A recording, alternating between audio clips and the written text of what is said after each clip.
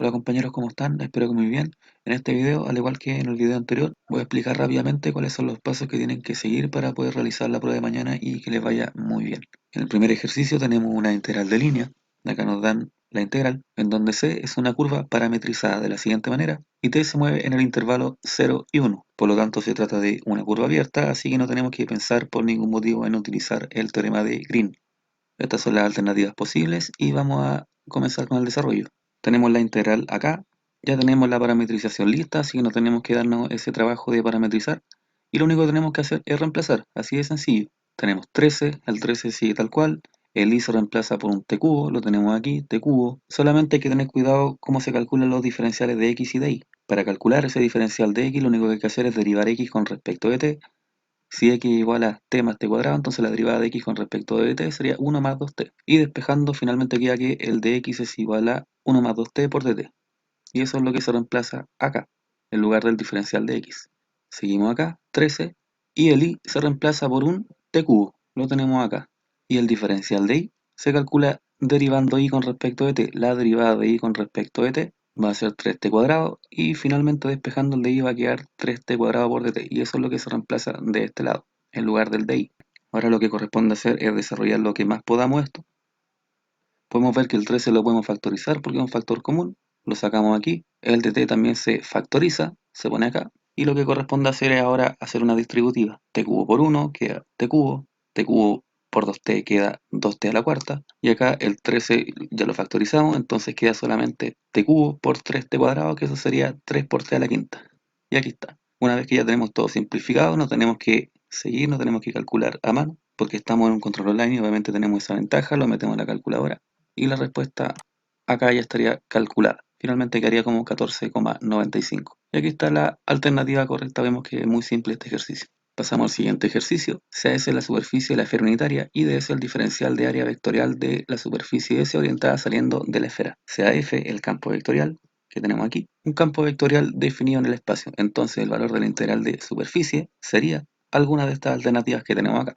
Para desarrollar una integral de superficie, lo único que tenemos que plantear el teorema de Gauss. Y en el teorema de Gauss, muy simplemente, se cambia esa integral doble de superficie por una integral triple de volumen, el cual sería la integral triple de la divergencia de f. Si tenemos f como el campo vectorial, representado por f1, f2 y f3, la divergencia simplemente se trata de derivar f1 con respecto a x, sumar derivada de f2 con respecto a y sumar derivada de f3 con respecto de z. Derivada de f1 con respecto de x sería 14, acá está. Derivada de f2 con respecto de y sería 4i al cubo, lo tenemos aquí, y derivada de f3 con respecto de z sería 12. Una vez que ya calculamos la derivada, lo que corresponde es simplificarlo lo más que podamos, y va a quedar como 26 más 4i al cubo. Esto lo podríamos separar en dos integrales, va a quedar 26 por la integral triple de 1, más 4 por la integral triple de i cubo en db. Para esto hay una fórmula que simplifican bastante el resultado. Como ya explicamos en el video anterior, la integral triple de 1 simplemente sería el volumen de la región. Y acá vamos a ocupar una nueva fórmula. Toda variable elevada al cubo o elevada a cualquier exponente impar es cero, pero siempre y cuando la región sea simétrica y sea centrada en el origen. Como sabemos que el ejercicio planteaba una esfera de radio 1 centrada en el origen, vemos que reúne las condiciones para decir que efectivamente esta integral triple es cero.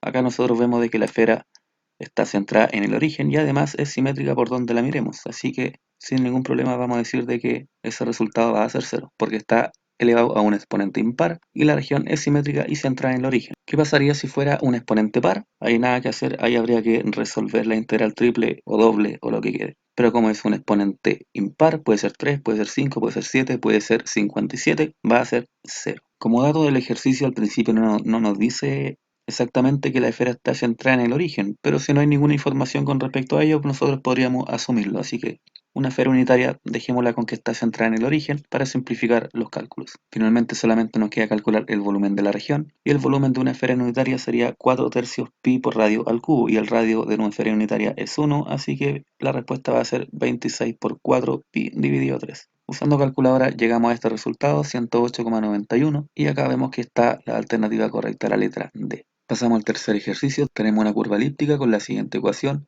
recorría en sentido contrario a la manecilla del reloj. Entonces, sin duda, tenemos que ocupar el teorema de Green porque una elipse es una curva cerrada y además nos dicen que está orientada positivamente, con lo que cumple los requisitos para ocupar el teorema de Green. ¿Qué pasaría si esta elipse no fuera cerrada? ¿Qué pasaría, por ejemplo, si nos dijeran que se trata de un arco, de una elipse? Por ejemplo, la mitad superior de la elipse. Ahí tendríamos que poner un segmento para cerrar esa elipse, un segmento recto, ocupar teorema de Green y después parametrizar ese segmento y restárselo a la respuesta de Green. Pero este no es el caso porque no nos dicen de que la curva elíptica está abierta, así que ocupamos teorema de Green. Y esa será la respuesta. Entonces la fórmula para el teorema de Green sería esta que tenemos aquí. Si esto es q, entonces la derivada de q con respecto de x sería 8x, y este sería p, la derivada de p con respecto de y sería 48y al cuadrado, y así vamos armando la integral doble. Esta integral doble la podemos separar, 8 por la integral doble de x menos 48 por la integral doble de y cuadrado, y con esto vemos que podríamos simplificar algunas cosas. Acá nos aparece una integral doble de x. Como esta elipse tiene su centroide en el punto 0,0, nosotros vemos que podríamos aplicar acá la fórmula para el centroide. Esta sería la fórmula para el centroide en x. Acá tenemos una integral doble de y cuadrado, por lo tanto la integral del centroide para y no se puede aplicar acá. Solamente se puede aplicar para x, porque ahí tenemos la x despejada. Entonces, como sabemos que la coordenada en x de ese centroide es 0, ahí podríamos despejar la integral doble de x sin ningún problema y nos da que es 0. Entonces, toda esta integral se nos hace 0 y nada más queda resolver la integral del lado derecho. Para resolver esta integral vemos que tenemos que usar la región elíptica que nos están dando. Para eso vamos a ocupar coordenadas polares en una elipse. Damos los valores habituales para x y para y en coordenadas polares, y lo que va a cambiar va a ser el jacobiano, que el jacobiano se calcula como a por b por r. Para saber cuáles son los valores de a y b, la elipse hay que traspasarla a su forma general. Entonces dividimos todo por 36, al 9 y al 4 que quedaron le sacamos raíz cuadrada, y vemos de que el a vale 3 y el b vale 2. De esta manera el jacobiano va a ser 6r, a por b por r sería 6r. Tenemos que saber cuáles son los límites de integración para esta elipse. En una elipse el radio siempre va desde 0 hasta 1, independiente que visualmente nosotros veamos de que acá no hay un radio 1 porque acá sería para este lado un radio 3, para este lado sería un radio 2. En coordenadas polares eso no importa, siempre para una elipse el radio se considera como 1, porque en la ecuación general este elemento que tenemos acá es el r cuadrado y nosotros tenemos que este valor es 1. Por lo tanto, el radio de esa elipse se considera que va desde 0 hasta 1. Eso lo dejamos así, 0 hasta 1. Y el ángulo va desde 0 hasta 2pi por ser una elipse completa. Si nosotros tuviéramos la mitad de una elipse, el ángulo iría desde 0 hasta pi, ¿ok? Pero como es completa, va desde 0 hasta 2pi en este caso. Hacemos el reemplazo correspondiente, el y cuadrado va a quedar entonces como r cuadrado por seno cuadrado, y acá está. Y nunca olvidar poner el jacobiano, que sería 6r. Desarrollando sacamos el 6 por 48 y va a quedar 288. Y cuando llegamos a su forma simplificada, obviamente no nos vamos a calentar en resolver esta integral a mano, la metemos directamente en la calculadora y vemos que la respuesta final va a ser menos 226,2. Y aquí está la respuesta. Sería entonces la letra E. Pasamos al último ejercicio, sea S la superficie del paraboloide Z, limitada inferiormente por el plano Z igual a 0. Nos dan este dato que dicen de que la superficie S no es cerrada, es una especie de bowl invertido. Nos dan un campo vectorial y tenemos que calcular la siguiente integral de superficie. Debido a la forma que tiene esta integral de superficie, nosotros vemos que aquí aparece el rotacional. El rotacional se define como nabla, producto cruz por el campo vectorial. Y tenemos las siguientes alternativas.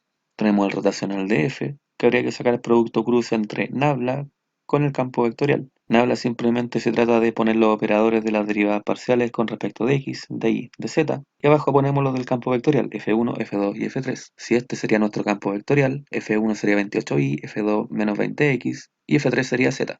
Avanzamos en el desarrollo de este producto cruz, derivada de f3 con respecto de y menos derivada de f2 con respecto de z. Va a quedar 0, menos derivada de f3 con respecto de z menos derivada de f1 con respecto de z. Vemos que también queda 0. Por último tenemos la derivada de f2 con respecto de x menos la derivada de f1 con respecto de y. Y acá no se nos anula. Derivada de f2 con respecto de x sería menos 20. Derivada de f1 con respecto de y sería 28. Entonces el rotacional sería el vector menos 48 cada uno. Vemos que el rotacional finalmente nos dio menos 48k. Y nos faltaría calcular cuál sería este diferencial de S. Para calcular ese diferencial de S nosotros tenemos que parametrizar a z. Esa parametrización se hace de la siguiente manera. Tomamos un vector r, x e y se dejan fijos, se dejan tal cual, x e y. Y en la coordenada z del vector se pone el z que nos dan en el enunciado, que sería 1 menos x cuadrado menos y cuadrado. Y de ese finalmente sería el producto cruce entre la derivada de r con respecto de x y la derivada de r con respecto de y. Calculamos la derivada de r con respecto de x, la derivada de x con respecto de x sería 1, derivada de y con respecto de x sería 0, y la derivada de esta expresión con respecto de x sería menos 2x. Ahora calculamos derivada de r con respecto de y, derivada de x con respecto de y sería 0, derivada de y con respecto de y sería 1, y la derivada de esta expresión con respecto de y sería menos 2y. Tenemos estos dos vectores y le sacamos producto cruz, y ese producto cruz va a quedar como 2x, 2y, 1 multiplicado por un diferencial de área. Finalmente, en nuestra integral doble de superficie va a quedar el producto punto entre el rotacional y el diferencial de S. Si calculamos producto punto, 2x por 0 va a ser 0, 2y por 0 va a ser 0, y solamente queda menos 48 por 1. Y nos quedó menos 48 por una integral doble de área. Nosotros sabemos que la integral doble de A sería el área. Tenemos que graficar este paraboloide y este plano z igual a 0. Aquí vemos la gráfica de este paraboloide y vemos también la gráfica de ese plano z igual a 0. Entonces el resultado final se calcula como menos 48 multiplicado por la integral doble de área que representa el área de la intersección entre esas dos superficies. Y para calcular el área de esa intersección vemos que se trata de una circunferencia de radio 1. Lo miramos muy fácil acá. Una circunferencia de radio 1. Entonces el área sería pi por r cuadrado, r vale 1 y el área sería pi. Entonces la respuesta va a ser menos 48 pi, que da menos 150,8. Finalmente la respuesta sería la letra D.